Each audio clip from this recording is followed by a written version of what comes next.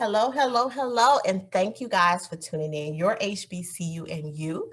Again, I am your guest host, stepping in for Mike Bledsoe this time. And so if you have not followed our page, please make sure you subscribe below. So tonight I have two important ladies. I feel like we became adults together. Yeah. We all met our freshman year, but because before I went to the Southern University, I first went to Xavier University. Excuse And, me. and I met these wonderful ladies in Catherine Drexel Hall, KD, fourth Oh floor. Lord. So we have Alisha Shelton Hello. and Monique Terry. And so Hey, spear fingers.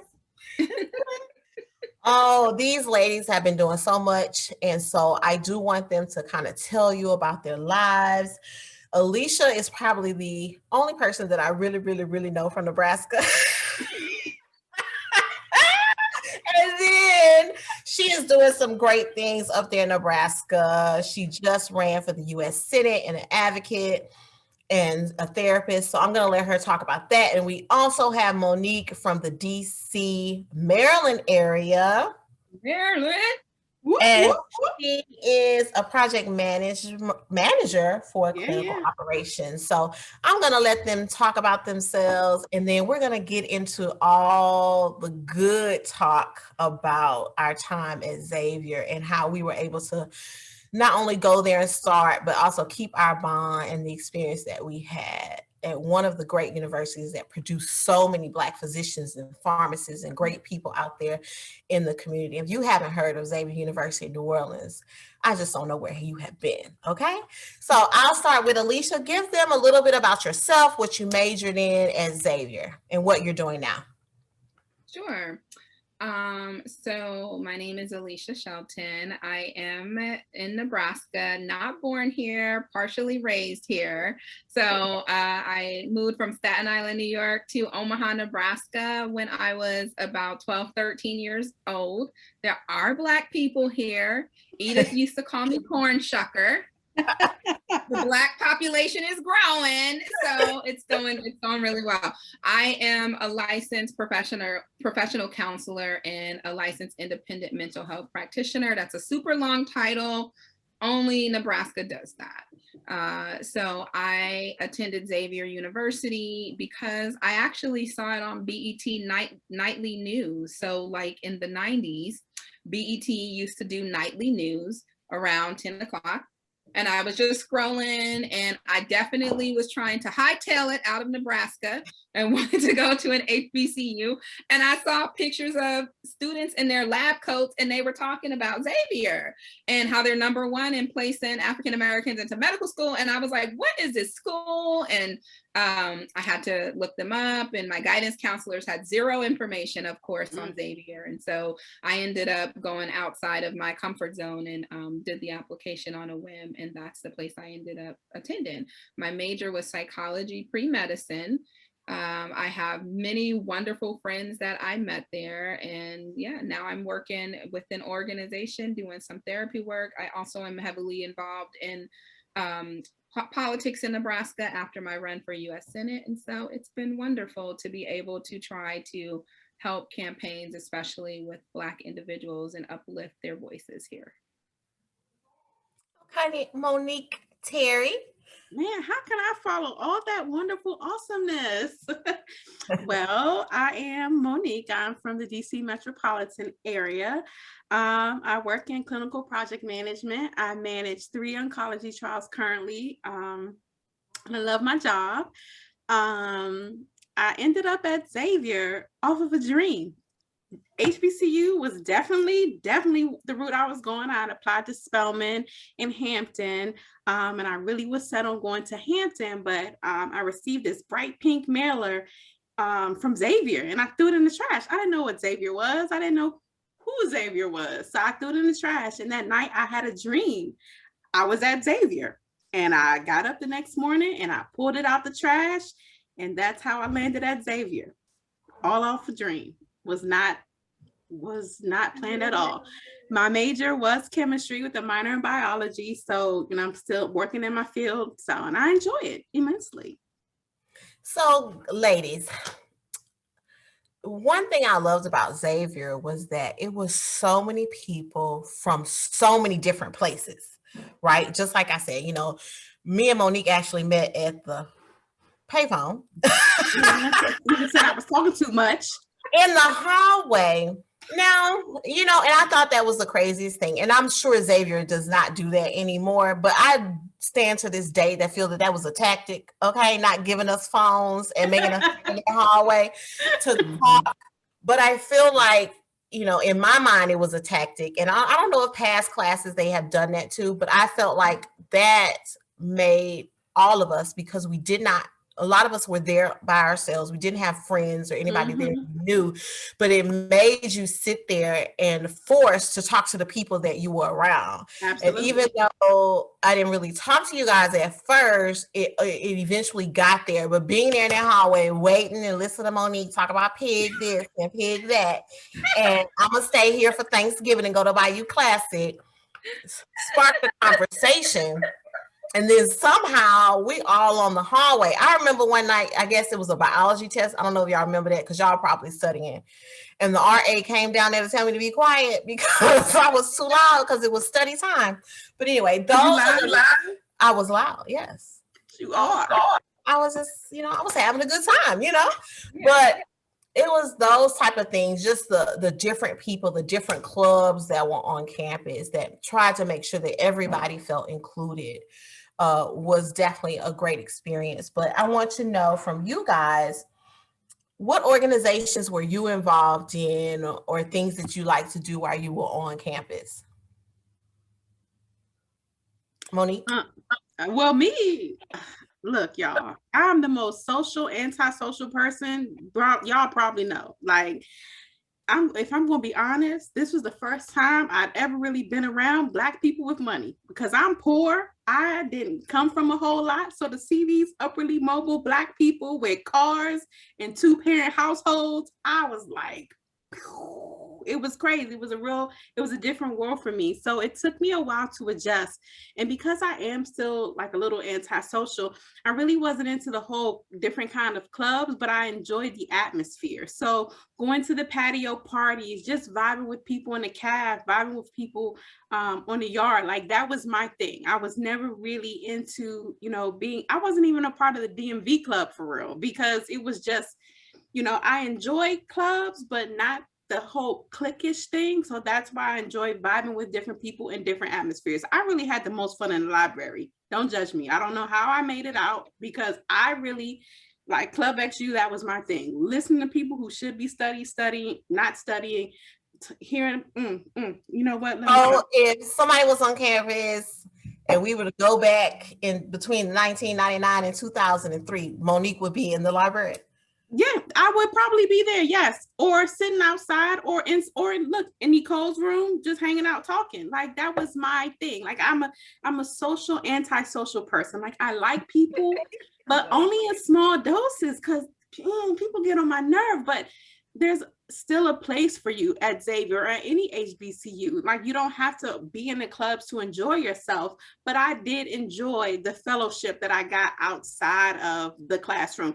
I had fun in the classroom too, because, outside of Dr. Jordan's class, nobody really paid any attention in class sometimes. So I enjoyed it. Wasn't really into the clubs so much, but I enjoyed everything else. Hey, Alisha, what about you? Oh my gosh, I don't even know where to start. Well, that while at Xavier, my senior year is when I started going natural.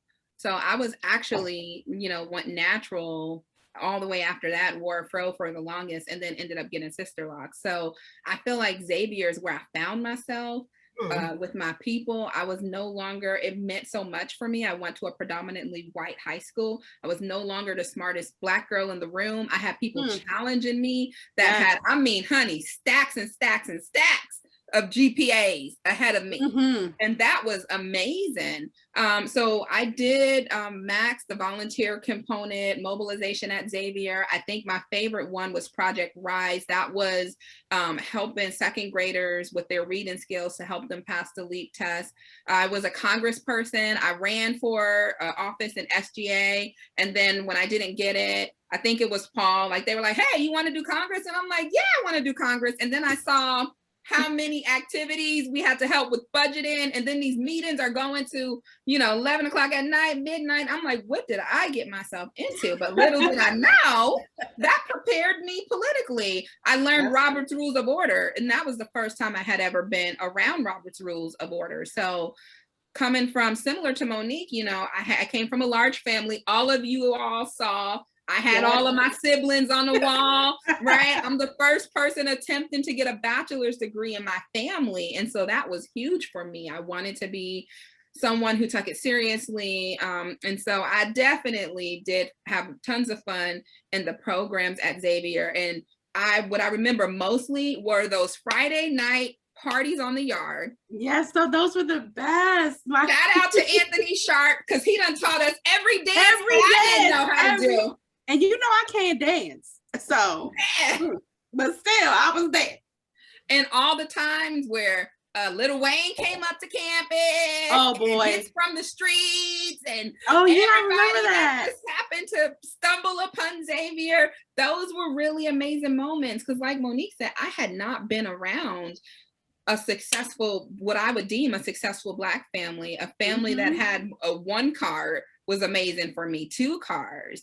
And for me to be able to see that transcend within my own family and see how like all of my siblings have college degrees now and where we are going, it's just amazing. Absolutely. So Xavier was definitely those clubs and communications and being able to pray before a test. Let me tell you how it touches my soul.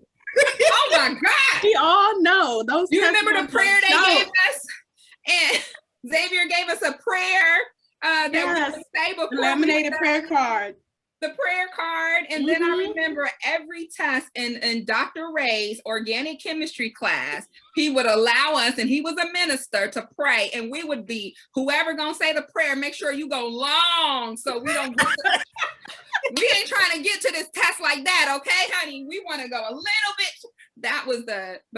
It was the community. It was the community and networking and that Black love wherever you stepped. Yes. That's what I try to tell people. It's a feeling that it's hard to describe it, but so everywhere you look, you see people that look like you. You're in class with people that look like you. Your professors look like you. And when you get into the real world, the corporate world, you may not see that again. Ever. And so to be able to have that opportunity for those 4 years when you are really, like you say, becoming yourself and developing and becoming an adult, it is so important. Yeah. I really enjoyed, speaking of that, I really enjoyed, like you said, looking around and seeing people that look like me being great.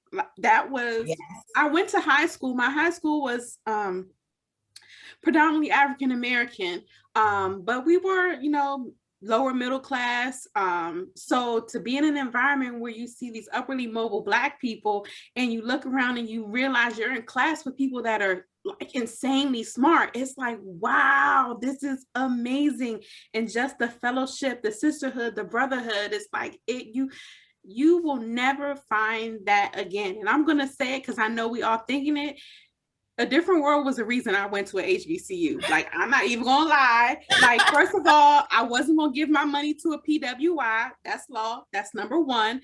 And once A Different World came along, it was like, yo, I want that experience. I want to be around people that look like me, people that support me, people that understand me, people I can be myself around and not feel like I have to put myself in a box to make them comfortable. It was a great experience. And being, oh my gosh, being a RA, that was a whole nother story right there. Whew, job. So I want to talk about the events because Alisha's kind of touched on it a little bit. And I talked to a fellow Southern graduate about the events that we had and the celebrities that would come to the school, and I know Xavier had some too, whether it was a speaker series where they came and spoke or talked to students, or just the entertainment, right? That would come and do concerts for the school. So I want you guys to talk about some of the events. And I know you talk about the Friday nights, but give us a little bit for somebody that, we want them to know that they're going to have fun too. Talk about some of those great events like the homecoming. I'll experience one homecoming at Xavier, but kind of give us details on those type of events that students can also look forward to having when they go to a HBCU. I mean, in full transparency, homecoming is fun, but it's a different experience from other HBCU homecomings because we don't have a football team, so we got our basketball team. It's very different, but it's still a lot of fun. Remember Chico DeBarge and 112 and peaches and cream sauce. Yes, oh my, peaches and cream. Didn't somebody grab a rose? Was that you, Monique? Did you get a rose? No, I did not get a rose. I wish I had but I love Chico. Chico too short, but it was different. Like it's the standard homecoming, but with a twist. It's still very lit. It's a lot of fun. I had a lot of fun. I can't take that. But growing up, going to Howard's homecoming, and then experiencing homecoming at Xavier, it was a different type of experience. Very the same, but very different. I think the events that were better to me were the ones that weren't planned, like Lil Wayne rolling up on campus like he go to school here, to have different members of the Cash Money crew hanging out front KD, like those unplanned moments, those were better to me because it was just a sense of, you never know who you're going to see hanging out outside in front of KD or sitting out front of the library or just hanging out in the yard. So I enjoyed that. And when Hits from the Street came, that was also very fun because he was a funny guy, very funny. So well, I think that we are unique because there is not one member, not one class other than us who got to attend Xavier in New Orleans during the time period of Cash Money Records. From the 99-2000, honey, we graduated and Drop It Like It's Hot came out, and then we went to Xavier. Yes. And for the fall, all of the people that were coming around, it was amazing. But remember Spring Fest? Do you remember? Yes, I remember. Rough ends and they threw that water in the crowd. Yes, I remember. Ready to fight. People was ready to charge the stage. I don't remember, was it Cisco or Jagged Edge? I can't remember. It was Jagged Edge. We had Jagged Edge yesterday because I was like, how we gonna have a Jagged Edge in a Rough Ends in the same same lineup? That's classic Coco Alisha right there. Oh my gosh. Look, what do you think, or not what, but who was it, whether it was a professor or a person that influenced you the most at Xavier? Oh, that's Dr. Jordan. Absolutely. Dr. Jordan, Dr. Tawanda Jordan, Lord today. I love me some Dr. Jordan. She was so mean to me. I love Dr. Jordan. When I tell you, that's y'all sober. When I tell you, this lady reminded me of my mama. Like I could talk to her about any and everything. Like my mom is stern but fair, and that's just how Dr. Jordan. She had no cut cards. She was very honest with you, and she will let you talk because Dr. Jordan, her kids were a little bit younger than us, but she's from the DC metro area. And I saw her a couple years ago at Wegmans. It was so cool to see her because I got to introduce her to my mom. But definitely she was brilliant. She's a brilliant woman, and I just loved that I could talk to her about any and everything. I love Dr. Jordan. She was definitely a defining part of my experience at Xavier. Dr. Jordan, you owe me a conversation. Let me tell you. I failed that class the first time. And I told her, I said, I don't understand why I can't grasp this biochemistry. She said, what's your major? I said, psych pre-med. She said, oh, it's not, there's no point in me talking with you because you're not a chemistry or biology major, so you're not going to get it. So the best thing I can tell you is to change your study group. Yeah, it wasn't. That sounds like Dr. Jordan. She was can I ask a question? Man. But I would say, you know, I again, psych. So Dr. Williams, Yolanda Williams, who was W.E.B. Du Bois's granddaughter. Oh, wow. Who had the dread ponytail. Yes, she I had remember a her. ponytail, and she had like, it was like loose dreads at the end, and it was like, I remember her. You remember? She was the most real person I have ever been around. I one day was, you know, running through the buildings. I don't know what I was doing. Saw her and I said, "Hey, Dr. Williams, how are you doing?" She said, "Do you really want to know, or are you just being nice?" I said, "Oh no, of course I want to know." So she went into this 10-minute conversation. And I said, "I am so sorry, Dr. Williams. I lied to you. I did not want to know. I was just being nice." And she said, "Lesson learned," right? Like, I'm so glad that you acknowledged that. And so I obviously am I diagnose people. I took abnormal psych with her. That is the class where you learn how to diagnose people. I think I'm very well at diagnosing simply because of the way that she taught us, and she let us have skits, and people would be outlandish, and you had to figure out from their acting what is their diagnosis, and I will never forget that. Wow. So if a student is watching right now, give them some encouraging words on why they should go to HBCU or why they should go to Xavier. Me first or you, Mo? Yeah, you can go, Alisha. Go ahead, Coco. So I would say that we as African Americans don't have the opportunity to know our history.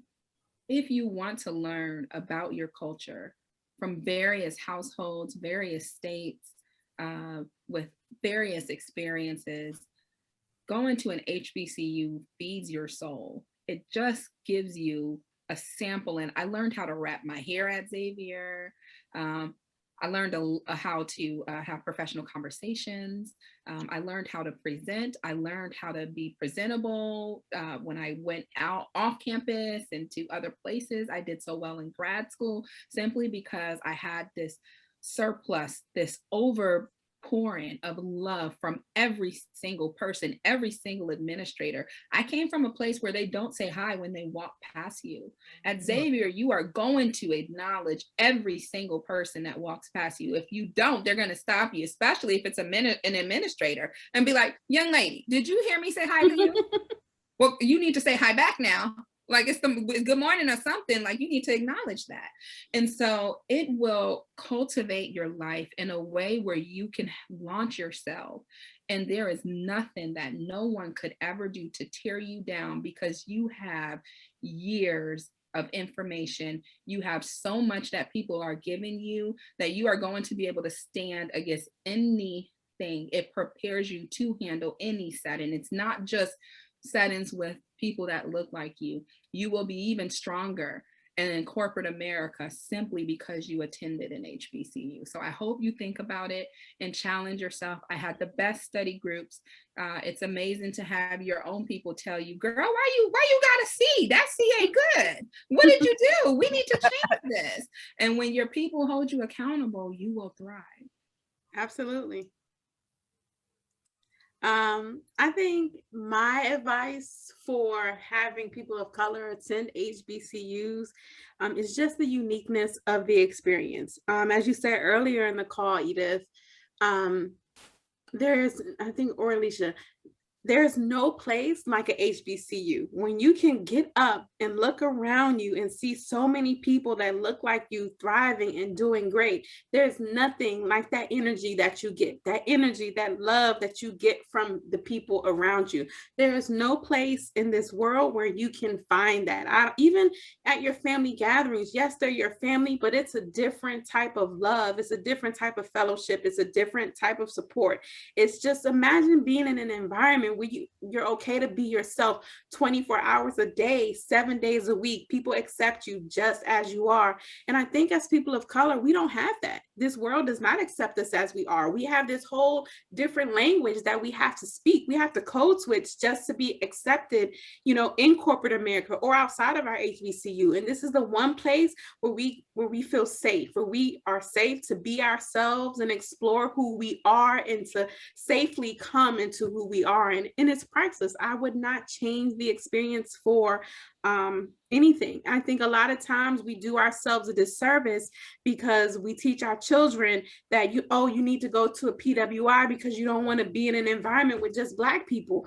No, that's not, no, you need that. You need that safety. You need that space to be yourself, to learn how to be yourself, to grow into yourself. And I think there's no better place to learn that than at a HBCU.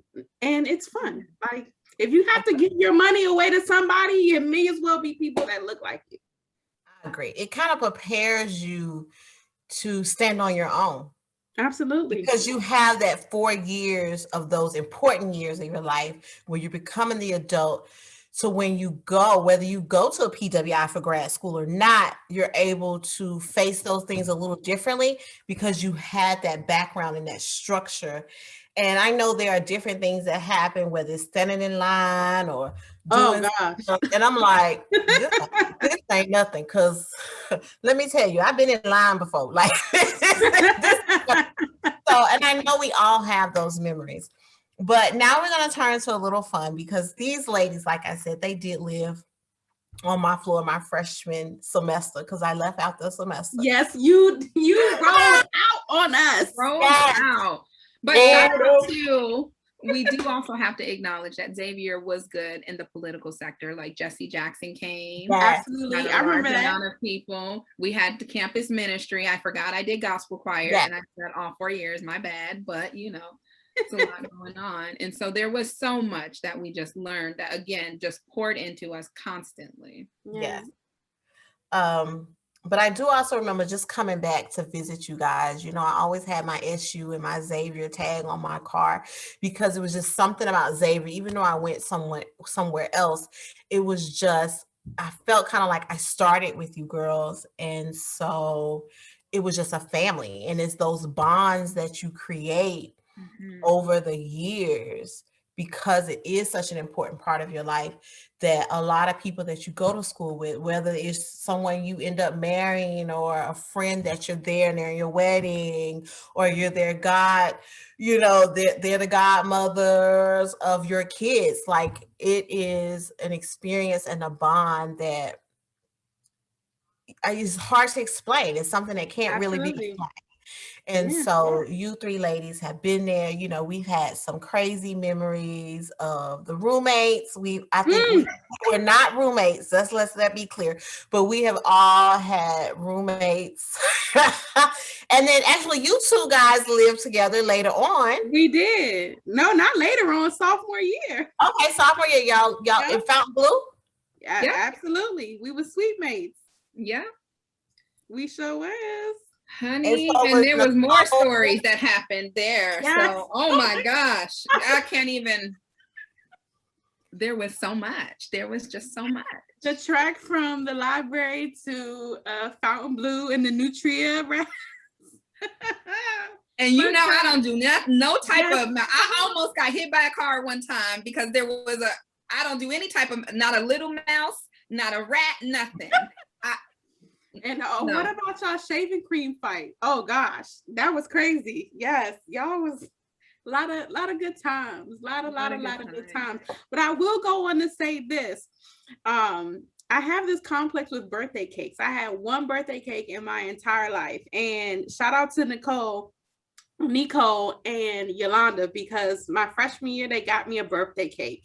And every year since then, every year that we were there, they got me a birthday cake. So now I have to give myself a birthday cake every year because of that. Yeah. See, I love y'all. Sweet. Now, do y'all remember Big Body? I just wanted to ask that before we remember. What you mean? Your Big car? Body? Yes. Yes. I know you rode in Big Body a few times, right? I had to have. Yes. When you came down, you came down driving with your 2 feet. This little tiny person in this big long car whipping it like that. You still drive like this to this little day. bitty like, Eden. She drive like the big body. She drives like an old black mechanic. All she needs is a cigarette hanging out her mouth, like for sure. Honey, that's what you learn in with her family. Okay, that's genetic. I don't know why this little person like driving such big cars. Like, I don't understand. She be whipping it too. You gotta see. You gotta see above everybody. Yeah, because you're so tiny. Yes, I just think we had some great times. I know we have done many dinners. We have done many times on Bourbon Street, okay? And again, you gave us some knowledge, brought us to Selma, took us to all of the places, told us about, Bloody Sun. We knew about that, but gave us some background information. And so that was just amazing. One of the many blessings of going to HBCU and meeting people from all over the world. I don't know that as someone from Nebraska who, was still in a level of poverty, I would have ever learned about Selma before the movie had I not met you, Edith. And it was just so funny. I don't even know how that conversation happened for y'all to come home with me, but it was just like, oh, come on, like, let's go. I was coming home anyway because I come home the year before that. You have officially, in 1999, you became my official Thanksgiving plans, and it has been that way since. Period. You know this already. But that's also when Coco got her nickname, Coco Kalisha. That's right. Yes. Right. Mm-hmm. That's all Jaya right there. Oh, it was. Why she couldn't call you Alisha, but she wanted to call you Coco Kalisha. So that's what I started calling you, Coco Kalisha. And it stuck. But I'm just so glad that y'all came on here, and I hope that the viewers and hopefully to the subscribers, because they're going to click that button, now can just kind of understand that, yes, Xavier's a great university. We have so many other HBCUs that are great too, but it's more than that. I do want people to pick a school that is great in their major, make sure it's a place that they definitely want to go. And just at this point in our lives, we all need to think about where we're spending our dollar. Okay. And so HBCU should be on everybody's list.